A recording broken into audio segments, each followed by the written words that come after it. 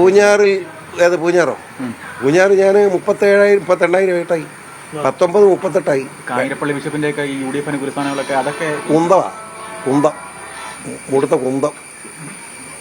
ഇടി അങ്ങനെയാണെങ്കിൽ തെറനാടുള്ള അച്ഛനെതിരെ പറഞ്ഞെന്ന് പറയുന്നത് ആ അച്ഛൻ്റെ പള്ളിക്ക് ചുറ്റുമുള്ള 4 വാർഡിലും എൻ്റെ BJP താമരച്ചെന്നിട്ടാണ് ജയിച്ചത്. എങ്ങനെ ഇതൊക്കെ ചുമ്മാ പറഞ്ഞുകൊണ്ട് ആഹ്ലാദിച്ചോട്ടെ, ഞാൻ കാണിച്ചോളാം.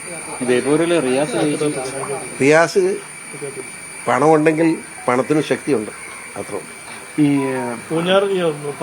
ഷോൺ 35,000 പിടിച്ചിട്ടുണ്ട്. നല്ല 10,000 നിന്ന് 35,000 പോയി.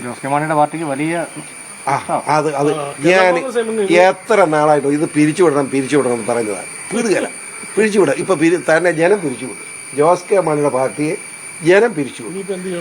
ഇനിയിപ്പം വനവാസവും പറ്റില്ല. അവിടെ ചെന്നാലും പാമ്പ് ഇന്ത്യയിലേക്ക് ക്ഷണിക്കുന്നുണ്ടോ? വേണ്ട അപ്പൊ പോട്ടെ, അവർ സ്വതന്ത്രമായിട്ട് പോട്ടെ, നമ്മൾ ഒത്തിരിക്കാൻ പാടില്ല. അയാളെ എവിടെയും പോട്ടെ, അയാളെ എവിടെ പോയി ആർക്ക് എന്താ വിലയിരിക്കുന്നത്? സ്വന്തം നാട്ടിൽ രണ്ടാമത് ഇത് കൂടെ ദയനീയ ജോലി പറ്റി അയാളുടെ പാർട്ടിക്ക് MLA-മാരില്ലാതെ അയാൾ എവിടെ പോയിട്ട് എന്ത് കിട്ടാനാണ്? അതിന് ഒരു വിലയില്ല.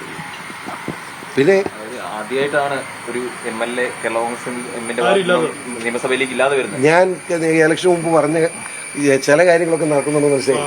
കേരള കോൺഗ്രസ് പിരിച്ചുകൊണ്ട് ഞാൻ നേരത്തെ പറഞ്ഞു ഇത് ഇല്ലാതായിരിക്കുന്നു.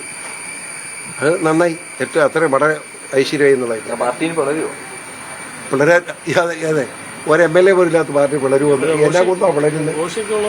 2 കാലയെ പിടിച്ച് അങ്ങോട്ടും ഇങ്ങോട്ടും വലിച്ച് കീറാം. അത് അങ്ങനെ വളരെ